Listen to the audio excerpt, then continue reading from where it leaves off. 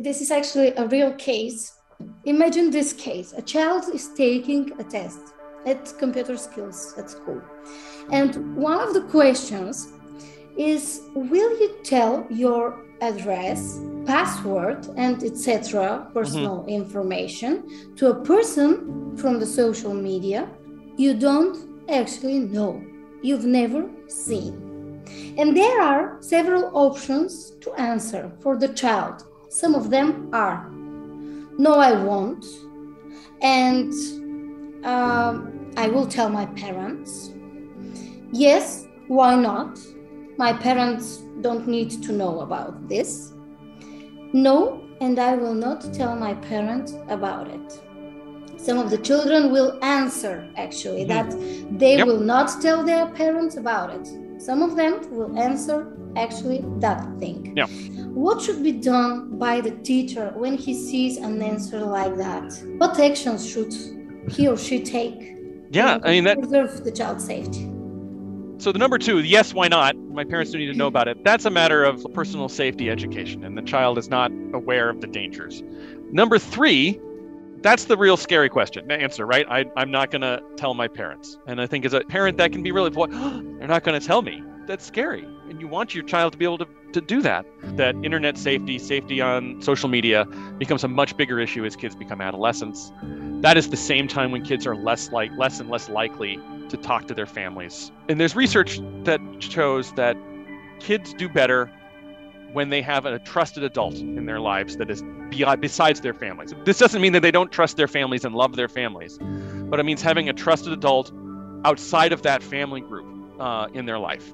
Often this can be somebody at school. This can be a teacher or an administrator at school. You know, looking at this, oftentimes it can be somebody at school you wouldn't expect, like somebody who works in the cafeteria, or bus driver. And if they can develop a trusted relationship with an adult outside of the family, they do better in academics, they do better socially.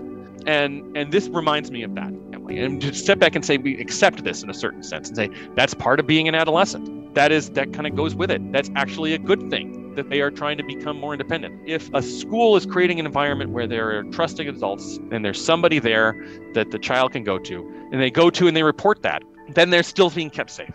So if it's not, I won't tell my parents about it. A better question is there somebody you would tell about this? Who would you go to?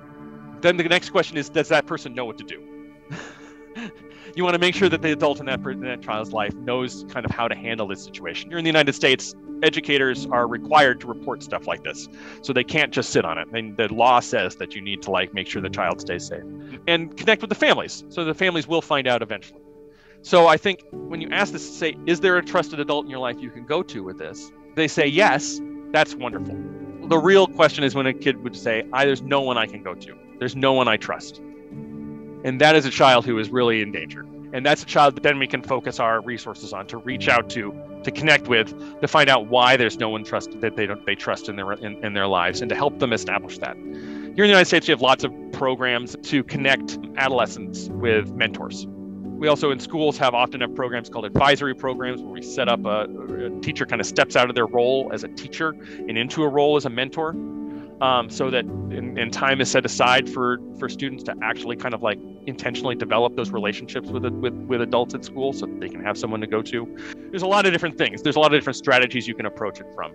So the teacher has to communicate with that child more than just to say it was not the correct answer. More than that, you should much more than that. In a question like this, there's not a wrong answer. You're finding out what the kid's feelings are, and I would not recommend going to the child and saying, no, that number 3 is the wrong answer. You need to answer something else. That's a way to get a child to just stop talking and to disconnect. It's an interesting way of seeing this case, thinking in your cultural way, because yes, there is actually a correct answer here, according to our teacher.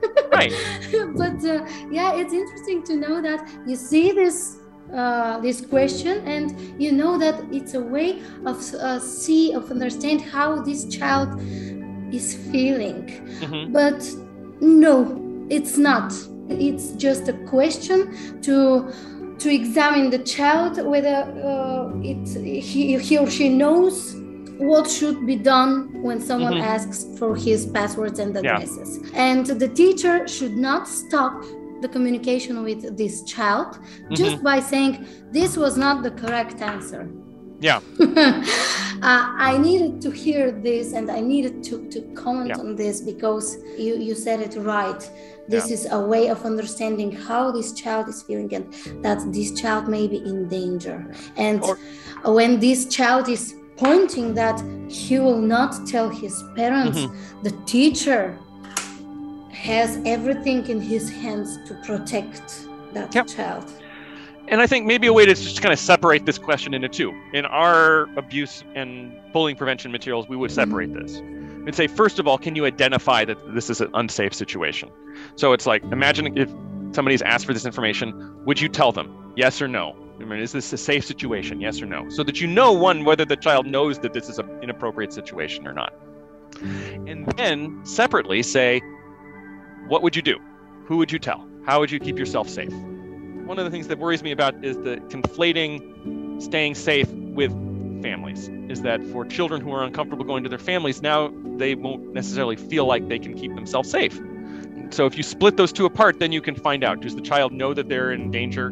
Does the child know who and where to go to? Well, at least you know that you're in an unsafe situation. And now we can talk about, how do we make you feel more comfortable with your families? And that may not be a conversation you have with the child.